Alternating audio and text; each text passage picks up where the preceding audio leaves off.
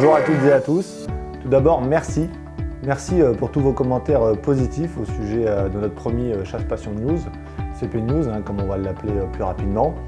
Le concept à la fois rapide et précis de ces vidéos synthétiques sur l'actualité de la chasse vous a séduit. Je vous rappelle, CP News, c'est toutes les semaines, 10 minutes environ d'actualité de la chasse résumée en vidéo. Pensez à bien vous abonner à la chaîne YouTube pour recevoir à chaque fois une petite notification quand nos vidéos sont en ligne. Et sans perdre un instant, on enchaîne avec la première actualité. Allez, pour cette première actualité, je vous emmène dans le sud de la France où une ACCA est obligée de se mettre en sommeil faute de chasseurs. Alors dans les Landes, c'est une situation exceptionnelle, mais pas si nouvelle que ça, qu'est en train de vivre l'ACCA de Saint-Gien.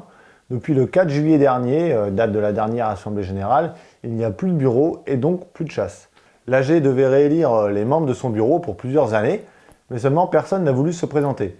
Alors vous n'êtes pas sans savoir que la chasse sur une ACCA devrait être régie par une association en bonne et due forme. Les membres ne peuvent tout simplement plus chasser depuis 10 jours. Alors, outre le problème inhérent à chaque association, où toujours beaucoup de monde est là pour pratiquer mais peu pour s'en occuper, à Saint-Gien, c'est surtout un problème avec les sangliers et les agriculteurs qui ont conduit à cette situation. Alors Alain Ducournau, l'ancien président de la CCA, a expliqué en disant, je cite, c'est une application qui demande beaucoup de temps, surtout celle de chasser le sanglier, tout en ajoutant que certains cultivateurs vont prendre conscience que c'est bien de rouspéter, mais il va falloir aussi également s'impliquer un peu. Il regrette que très peu d'agriculteurs ne soient pas chasseurs. Alors la régulation des sangliers est un problème depuis plusieurs années dans les Landes, et il est demandé aux chasseurs de plus en plus de battues. Alors vous savez bien, ces battues sont extrêmement énergivores en termes d'organisation, et elles font peser de lourdes responsabilités sur le dos des organisateurs. Des faits que Régis Hargue, le directeur de la Fédération des Landes, confirme lui-même. Il dit c'est d'énormes responsabilités que de s'occuper d'une ACCA. Il faut organiser des battues et des opérations de régulation. On a du mal à trouver des bénévoles. Alors une autre assemblée est prévue le 1er août prochain et on espère qu'il y aura des motivés qui vont se faire connaître afin de pouvoir reprendre le flambeau. Sinon, on va se diriger tout simplement vers une saison blanche sur cette commune. Allez, tout de suite, on va parler de Willy Schran, qui a été caricaturé par un dessinateur vegan. Alors, dégueulasse, c'est vraiment le mot qui nous vient tout de suite à l'esprit quand on pose ses yeux sur ces deux dessins que vient de publier Bruno Blum, un artiste vegan. Alors, le dessinateur qui a reçu un tofu d'or, oui, non, mais rigolez pas, ça existe vraiment. Un tofu d'or en 2019 pour l'ensemble de son œuvre, vient de publier 2 caricatures du président de la FNC sur la toile. Alors la première, intitulée « Les aventures du président de la Fédération des chasseurs », montre Willy Schran visiblement en train de rentrer chez lui et de surprendre sa fille en train de lire une BD végane. Et là on voit Willy Schran qui met une lourde baffe à sa progéniture. Alors chacun aura compris que l'idée est de stigmatiser l'intolérance des chasseurs. C'est quand même un comble quand on connaît les idées dogmatiques des antispécistes. Alors la seconde caricature est beaucoup moins subtile, enfin si tant est que la première l'était, et dépeint Willy Schran comme un cochon bon à abattre. Alors je pense que ce dessin se passe de commentaires. Alors je ne m'étalerai pas plus sur le sujet, afin pour ma part de rester respectueux envers les personnes, mais vous connaissez maintenant le nom de ce pseudo-artiste, afin de l'éviter absolument. Espérons de son côté que Willy Schran aura porté plainte, mais pour ça, on peut lui faire confiance, je crois. Allez, pour cette troisième actualité, on va parler des menaces qui pèsent sur les espèces susceptibles d'occasionner des dégâts, les ésodes. Alors, le 7 juillet dernier, le Conseil d'État a rendu sa décision, suite à une saisie par 5 associations animalistes, afin de faire annuler pas moins de 170 arrêtés concernant le classement des ésodes en France. Alors, sur ces 170 demandes formulées par nos opposants, le Conseil d'État en a validé 12, retirant ainsi dans plusieurs départements la possibilité de piéger et de chasser hors période plusieurs espèces. Alors ainsi sont retirés donc, la martre dans le département de la Moselle, des Hautes-Pyrénées et de l'Ain, la pie bavarde dans les départements du Loiret et du Val d'Oise. On a aussi donc l'étourneau sansonnet qui est retiré dans le département de la Marne. Le renard, évidemment, qui est souvent attaqué, lui, est retiré dans le département de l'Essonne, des Yvelines, du Val d'Oise, et également dans les Vosges, dans certains endroits où il est susceptible d'occasionner des dégâts. Et entre guillemets, le plus grave, c'est le putois, qui lui est complètement déclassé dans toute la France. Alors l'année prochaine doit être renouvelé cet arrêté fixant pour 3 ans la liste des ésodes. Et c'est donc une réelle menace qui plane au-dessus de nos têtes, hein. Le risque étant évidemment de voir un nombre important d'espèces ne plus être classées ESOD, et donc d'avoir une régulation beaucoup plus compliquée de celle-ci.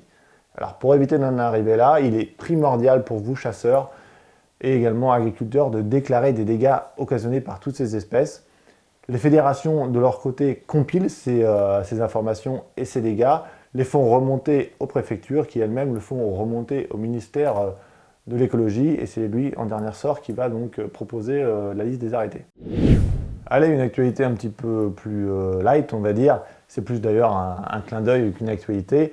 Je voulais vous montrer, avec un cliché en incrustation, les photos du golfe de la Porcelaine en Haute-Vienne, qui a été visité la semaine dernière par quelques sangliers. Alors là, on voit clairement le chemin emprunté par les Suédés, qui en fait, ils sont sortis de la forêt, ils ont commencé à se mettre à table, hein, tout simplement.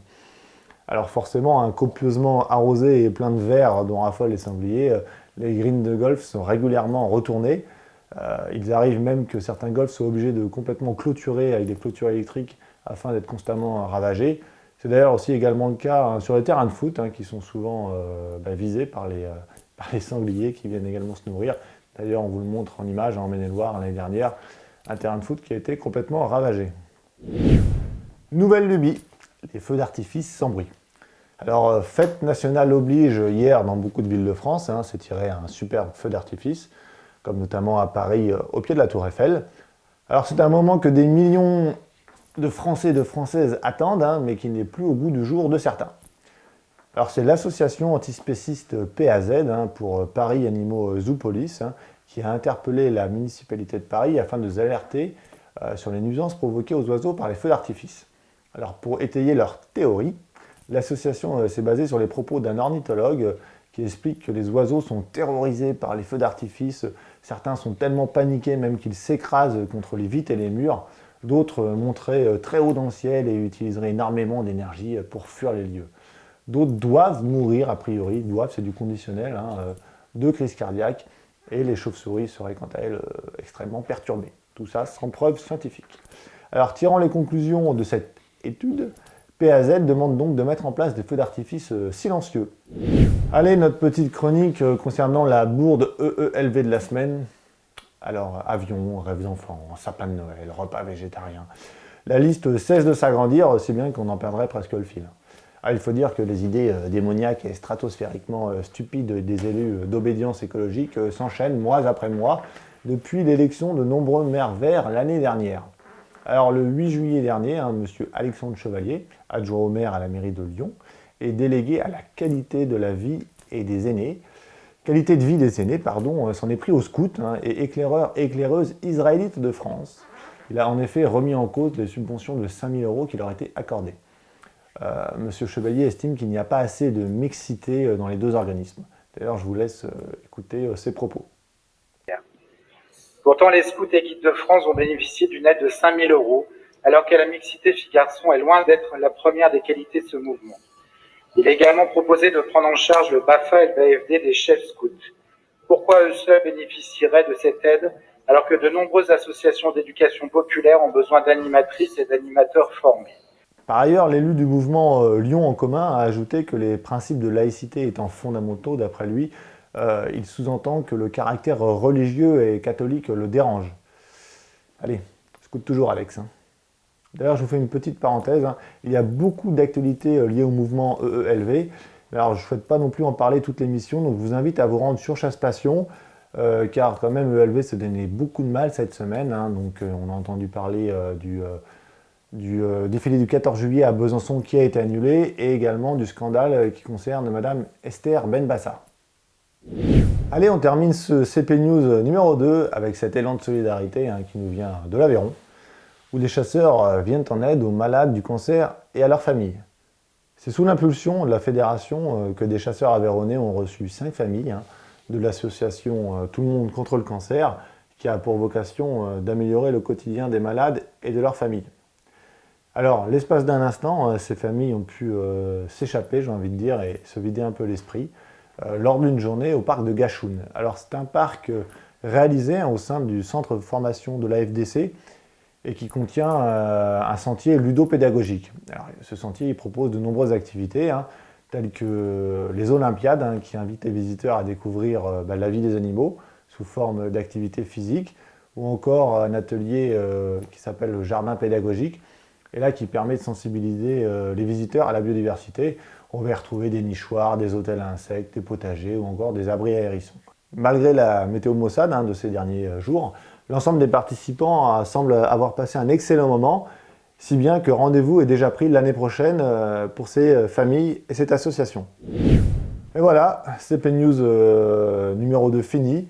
Alors il me reste juste à espérer que ce second CP News rencontrera encore plus de succès que le premier, mais surtout qu'il vous aura éclairé sur de nombreux sujets, puisque c'est quand même l'objectif. Alors n'hésitez pas à partager le lien de cette vidéo sur vos réseaux sociaux, car comme vous le savez d'ailleurs peut-être pas, Facebook et YouTube n'étant pas franchement amis, voire même carrément concurrents, c'est pas toujours facile pour nous de faire la promotion de la vidéo YouTube sur notre page Facebook, alors qu'on est paradoxalement plus de 200 000 abonnés.